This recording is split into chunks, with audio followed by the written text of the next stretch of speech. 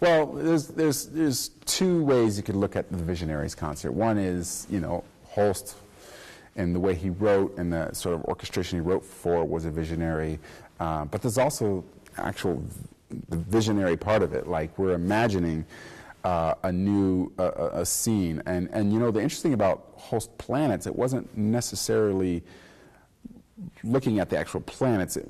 I mean, the name is the planets, and each planet is, each movement is named for a particular planet, but it's more astrological. It's more about the stars. It's more about the astrological side of it. And so he was a visionary in that regard. And then Theophanitis who wrote this piece, Rainbow Body, which is really both at the same time beautiful and light, but then also really Mahlerian and big.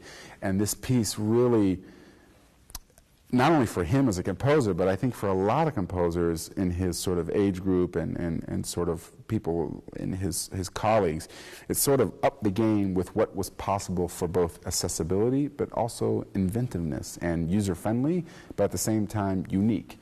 He was able to combine all that into a piece of music that's just a huge hit.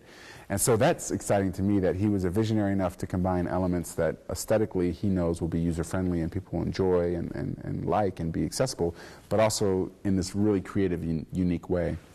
And then I wanted to do something really kind of fun and interesting for the solo, and we're bringing in a timpanist, and we're doing a timpani concerto.